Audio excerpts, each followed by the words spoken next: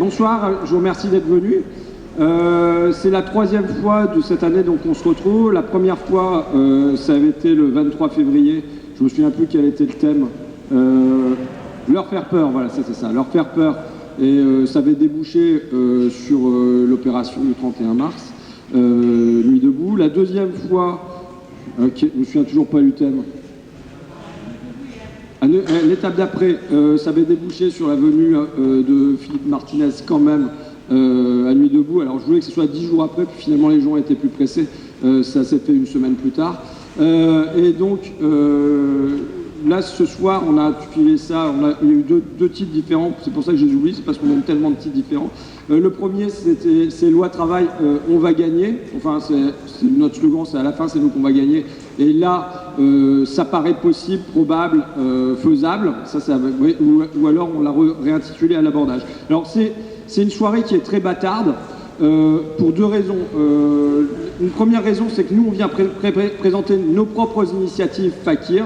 C'est une soirée où, d'un certain point de vue, on vient faire une analyse de où on est le rapport de force dans le pays, quelles sont nos chances de gagner, quels sont les secteurs qui sont mobilisés, tout ça. Donc il va y avoir une série d'interventions de Christine Poupin, Gérard Mordilla, Marie-Claire Caïto, Éric Benel, Isabelle Attard, Caroline Dehaas, Gérard Filoche sur quel est le rapport au sein de la majorité, enfin le rapport de force au sein de la majorité dans le pays, tout ça.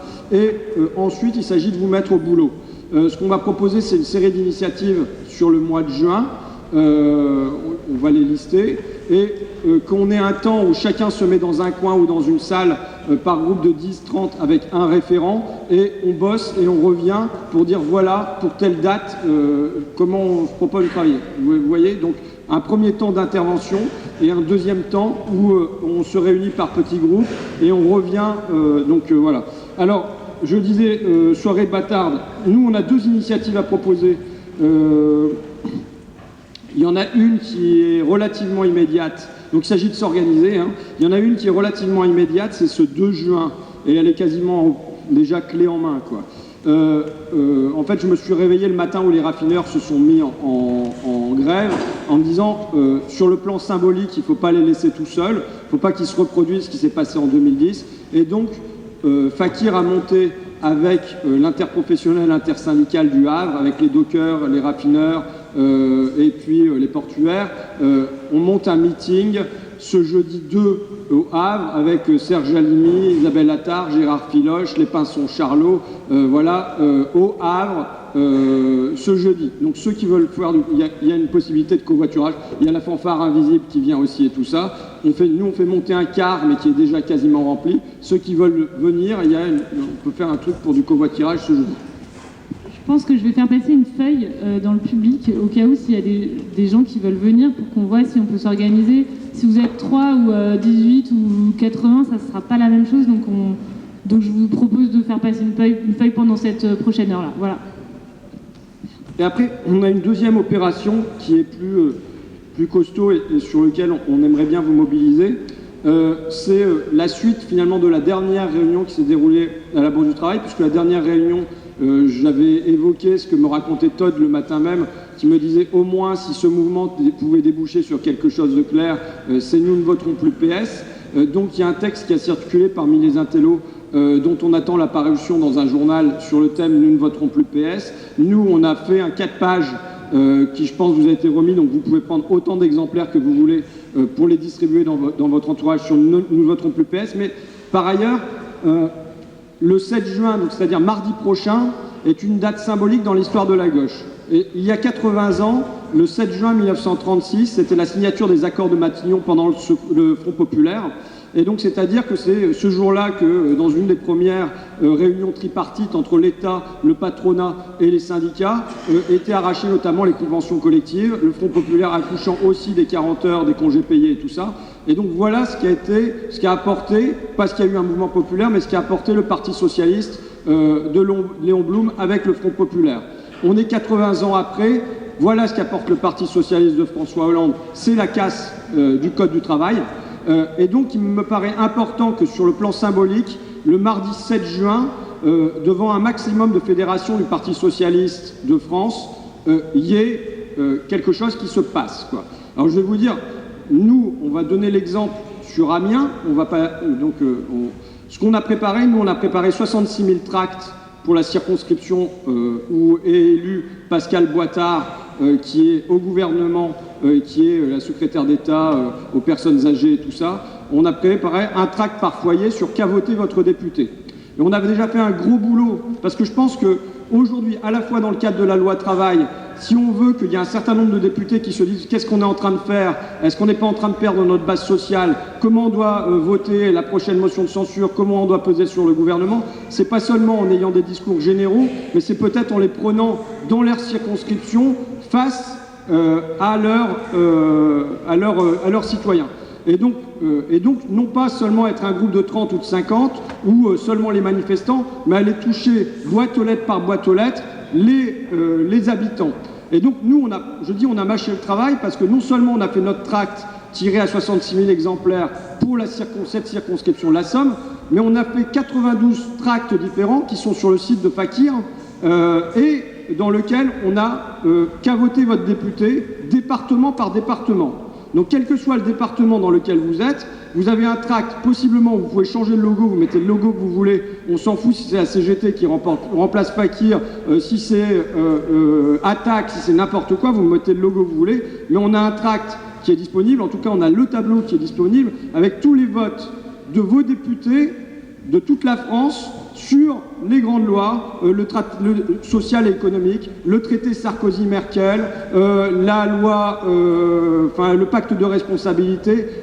On a choisi 5 ou 6 lois économiques et sociales, et donc vous avez les tableaux qui sont faits. Vous n'avez plus qu'à aller les imprimer, et au moins peut-être, là pour ce mardi 7 juin, devant les fédérations du Parti Socialiste, venir sortir ce truc-là, qui n'est pas seulement un truc général sur Hollande, Valls et Macron, mais qui prend les choses, les députés face à leurs responsabilités, sur est-ce qu'ils ont reçu un mandat pour voter ces trucs-là, quoi. Voilà un peu, nous, notre proposition. Et donc, on propose que là, pendant le laps de temps, il y a un temps de discussion pour voir comment on peut mettre ça en œuvre, éventuellement sur Paris ou ailleurs, s'il y a des gens qui viennent d'ailleurs.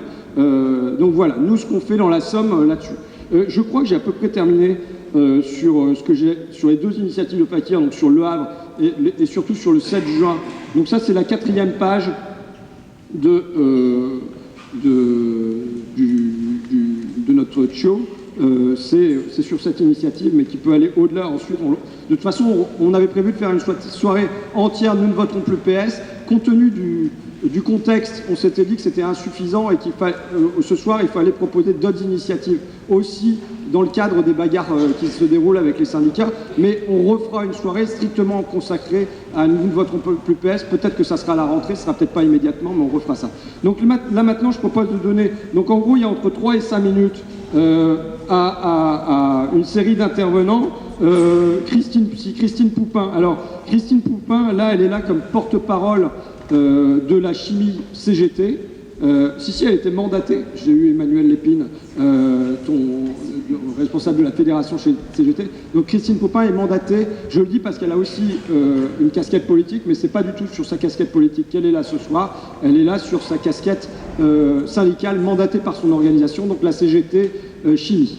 Pour faire un point sur qu'est-ce qui se passe dans la chimie, voire ailleurs. Oui, bonsoir.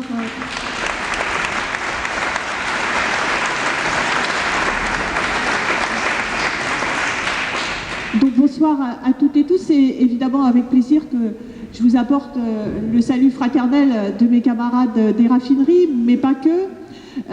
Donc je vais essayer de faire un point sur la réalité de ce qui se passe dans les raffineries pour rétablir un certain nombre de choses, parce que vous avez sans doute remarqué à quel point il y a une vraie guerre de communication autour de cette affaire-là, et où il y a une vraie gestion politique de la pénurie. C'est-à-dire que vous avez en même temps le discours genre même pas mal, hein, on s'en fout, on a plein de réserves, du pétrole et de l'essence, on en a plein partout et on n'en a rien à foutre que vous soyez en grève. Ça, c'est la version A. Et puis la version B, c'est terrible, c'est des minoritaires qui bloquent tout, qui prennent en otage le pays et donc qui créent une situation extrêmement grave, extrêmement dangereuse, etc., etc.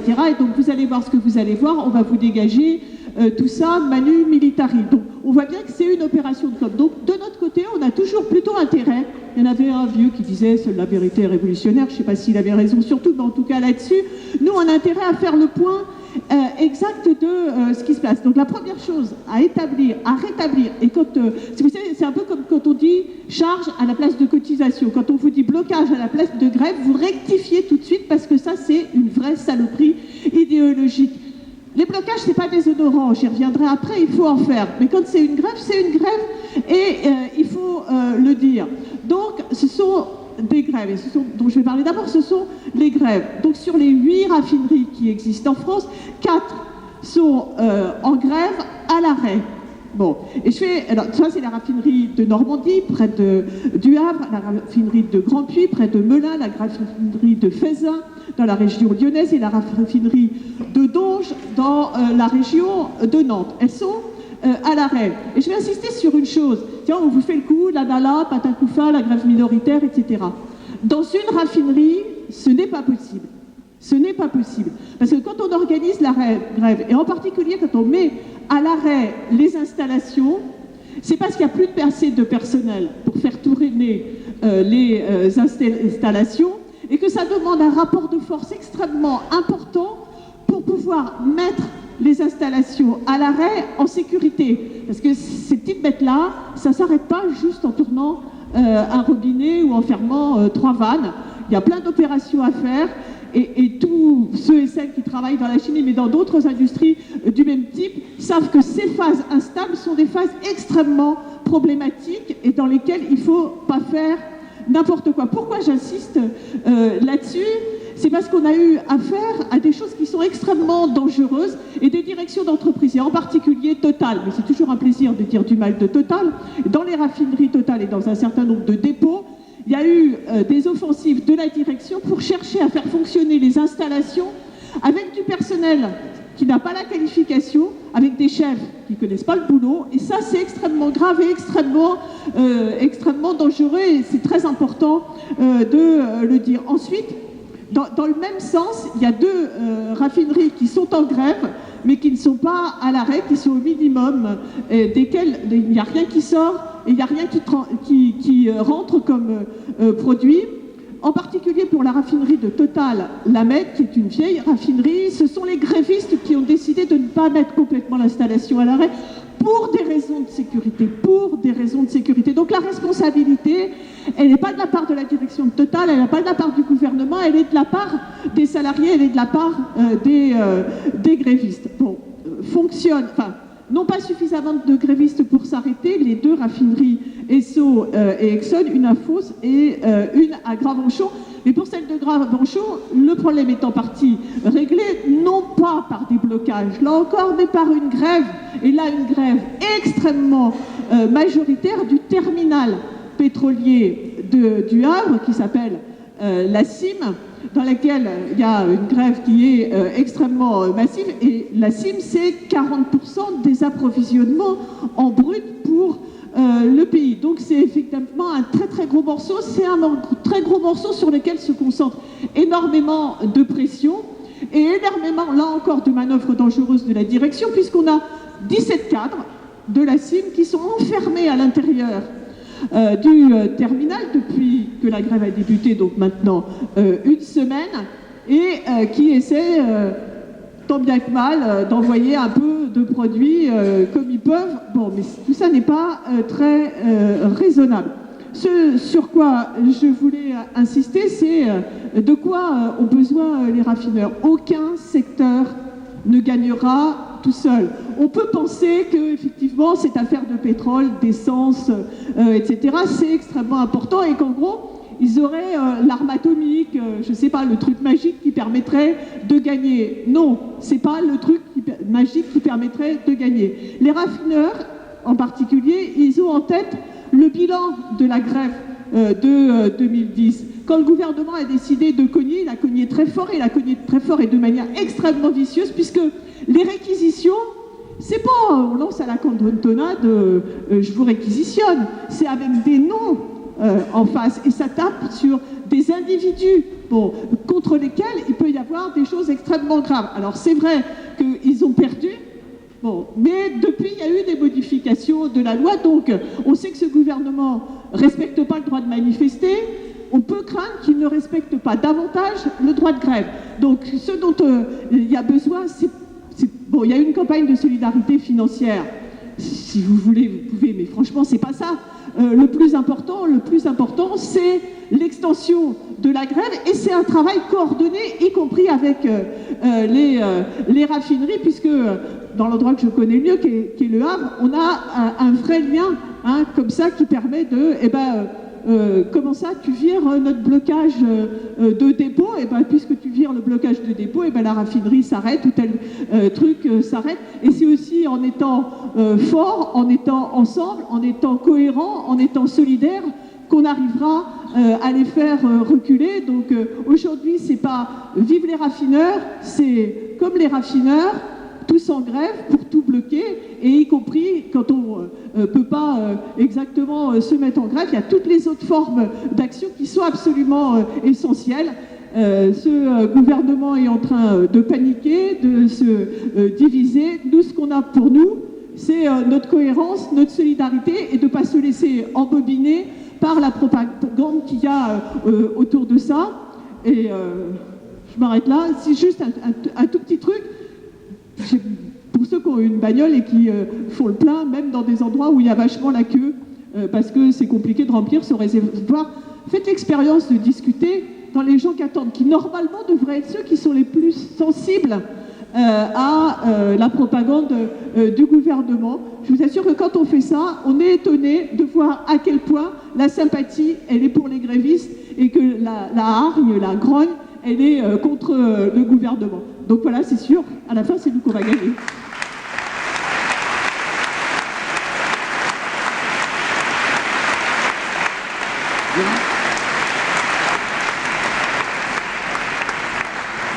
Gérard, je profite, Ahmed, comme je contacte les gens pour savoir qui peut venir intervenir et puis qu'est-ce qu'on peut faire avec le Havre et tout ça, ça m'amène à avoir quand même pas mal d'interlocuteurs dans les syndicats et tout ça. Et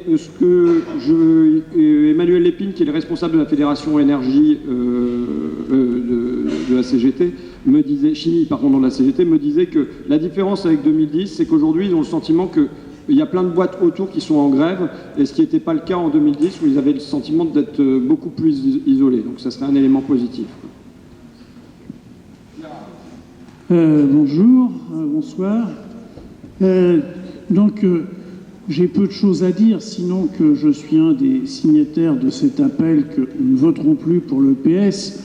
Entendons-nous pour le PS dit de gouvernement, qui n'a rien à voir avec ce que pourrait être l'histoire des socialistes, et qu'il faut arriver à distinguer très clairement parmi ceux-là ceux qui, justement, devraient, et je ne comprends toujours pas pourquoi ils ne le font pas, encore une fois, on fera le sketch tout à l'heure avec Gérard Filoche, pourquoi ceux-là ne rompent-ils pas définitivement avec le PS, ne le ramènent-ils pas comme le PASOK à 2% et qu'on n'en parle plus, hein.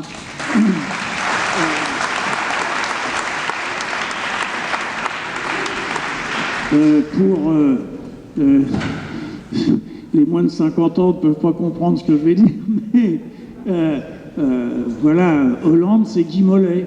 Hollande, eh bien, c'est la répression et la destruction de la SFIO, qui était le PS de l'époque. Et puis, on peut penser aussi que Valls, c'est Jules Moch, ou Jules Moche, comme l'appelait De Gaulle. Donc, ce qu'il faut savoir, et ce qu'il faut bien avoir conscience, c'est que le PS... D'abord, on a pu croire que c'était simplement des faux frères, parce que quand on fait la liste des reniements historiques, on se dit c'est des faux frères. Après, on peut penser que ce pouvait être des adversaires, mais ce n'est pas non plus des adversaires. Je crois qu'aujourd'hui, ce sont réellement des ennemis, et qu'il faut bien avoir ça en tête. Ce sont des ennemis.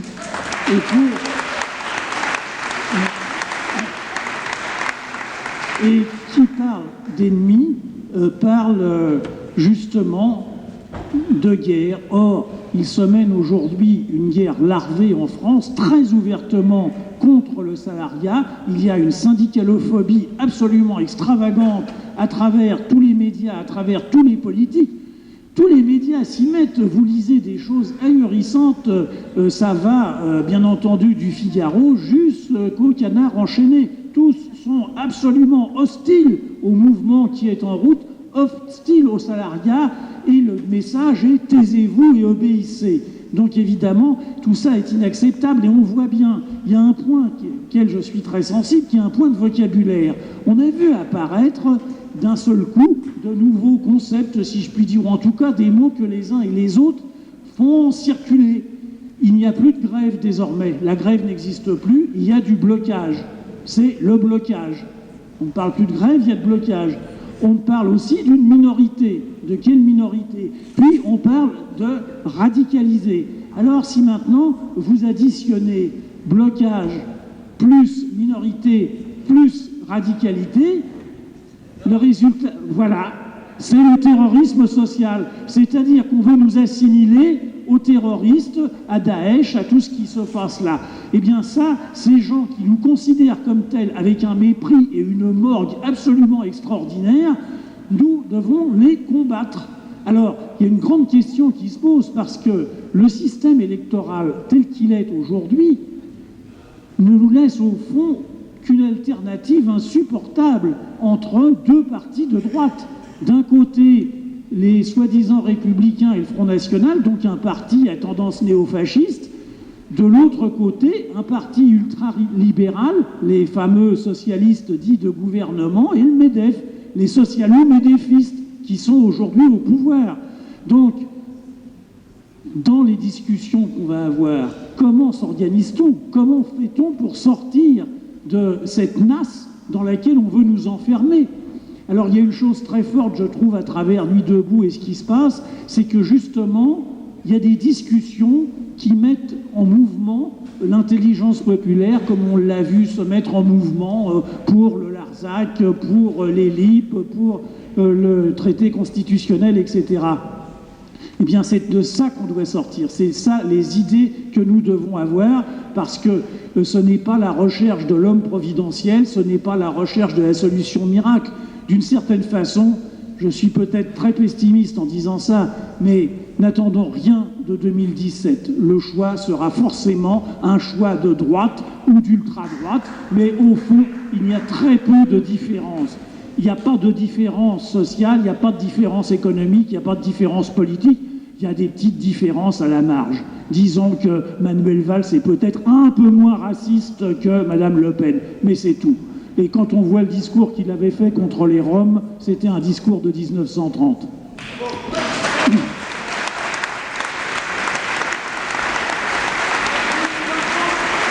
Donc, je suis content que nous soyons là pour nous organiser, pour voir ce qu'on va faire, pour en discuter ensemble et pour que ça sorte d'un mouvement général. Alors, je crois que c'est François qui avait eu cette idée qui me plaisait beaucoup. J'ai écrit récemment un roman où des amis séquestraient un de ces fameux éditorialistes qui passent sur toutes les télés, des nouveaux chiens de garde, et puis il lui appliquait, il l'avait kidnappé, et il le faisait travailler selon ce qu'il décrit toutes les semaines dans son hebdomadaire. Eh bien, il y a une nouvelle proposition qui serait de kidnapper un député socialiste favorable à la loi El Khomri et de lui faire recopier le code du travail au porte-plume.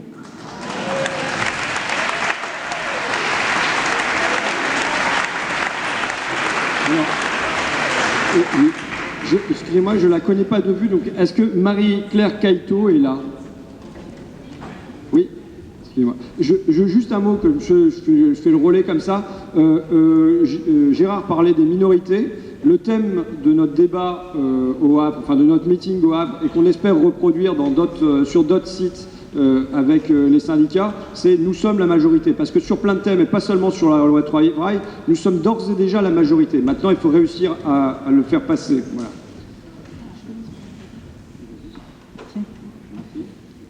Tu fais des émules. Ça, c'est le comité d'entreprise d'EDF, et tous les gens ont un t-shirt « J'aime mon patron ». Voilà, avec des milliers de suppressions d'emplois, merci. Ils ont tous siégé de cette façon-là, voilà. Voilà. Ben, merci de donner l'occasion de pouvoir de m'exprimer ce soir pour la Fédération Minergie CGT. Bon, déjà un petit mot pour replacer cette loi du travail dans son contexte, parce que bon, on le voit bien, on a un bras de fer qui est extrêmement fort en ce moment avec le gouvernement. Et nous, on pense que ce qui se joue avec cette loi du travail, ça dépasse, j'allais dire, la France. C'est-à-dire que ce qui est en train de se jouer au niveau mondial, c'est quel modèle social va l'emporter. Est-ce que ça va être un modèle social où on va aligner les droits des salariés par le haut, ou est-ce qu'on va les laminer par le bas? Et en ça, l'Europe et la France sont quand même un point singulier, parce que c'est encore un continent et un pays pour la France où il y a des droits sociaux qui existent encore parce qu'ils ont été arrachés de haute lutte.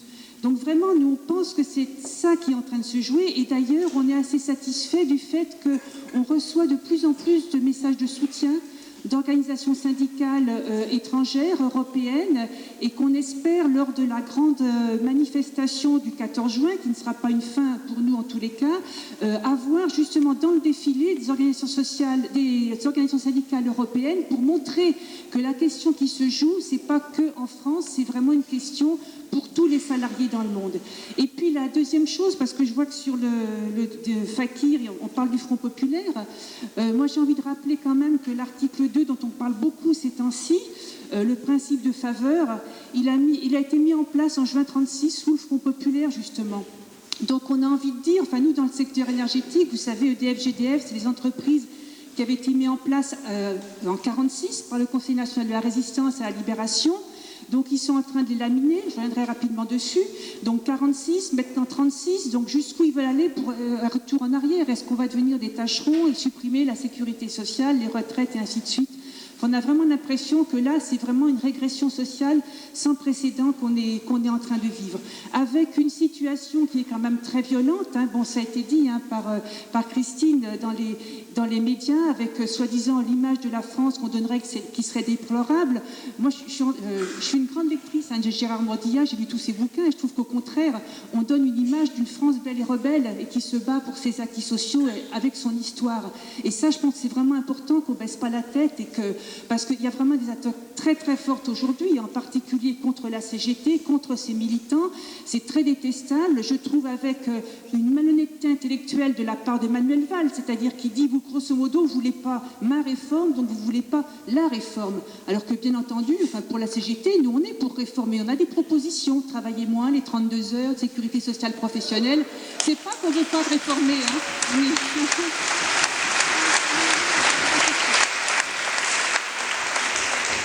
Donc après, sur notre secteur, donc c'est vrai qu'on est en grève. Alors, c'est pas nouveau. On est en grève depuis assez longtemps avec des mouvements réguliers parce qu'ils sont en train de complètement casser le secteur énergétique, parce que c'est un service public qui empêche une déréglementation complète en Europe. Donc pour nous, c'est extrêmement grave, parce que l'énergie, c'est important pour un pays, c'est les tarifs, c'est la précarité énergétique. Il y a quand même 11 millions de personnes en France qui sont en précarité énergétique. Voilà, c'est un secteur important et on pense qu'on a un tournant parce qu'ils veulent complètement le donner au privé, parce qu'il y a beaucoup, beaucoup d'argent à se faire.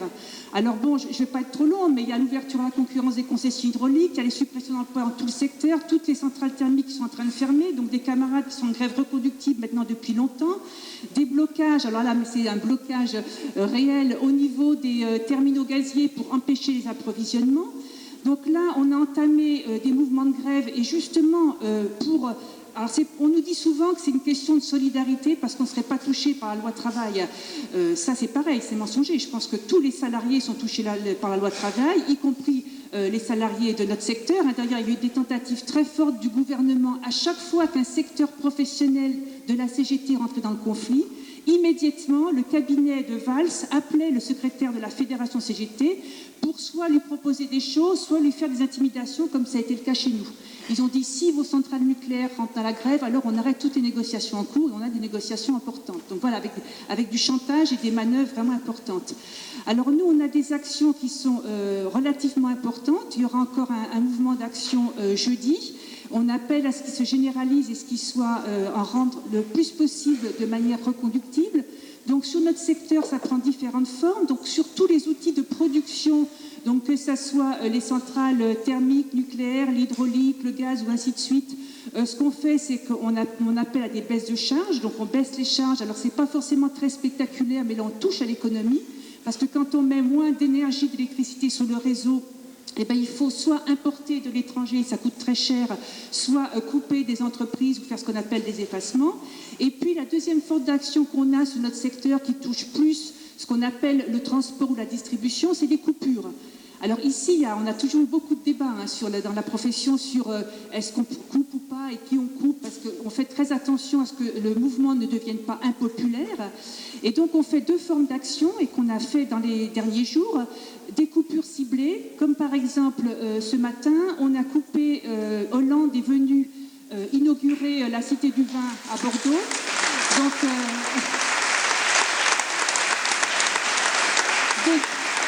l'objectif, c'était de le mettre dans le Loir, comme on l'avait fait pour Manuel Valls quelques temps auparavant. Bon, donc on a coupé tout le quartier nord de Bordeaux, excusez-moi.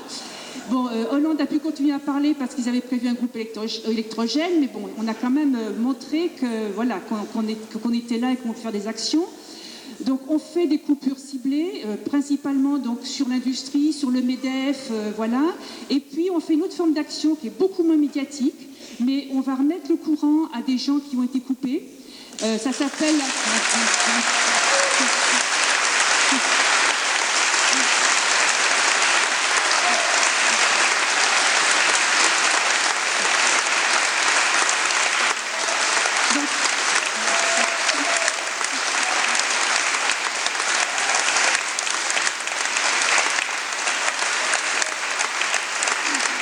Merci pour les salariés qui font ça, hein. Merci pour les salariés qui vont faire ça. Donc on remet le courant aux gens qui ont été coupés, on appelle ça les remets des bols d'énergie. Ou alors des formes d'action qu'on aime beaucoup aussi, c'est passer en tarif nuit, pareil les usagers ou les hôpitaux, enfin voilà, des services publics où on sait qu'ils ont du mal à finir les fins de mois. Par exemple samedi, 300 000 foyers ont été passés en tarif nuit à la Courneuve, mais ça bien entendu les médias n'en parlent pas trop.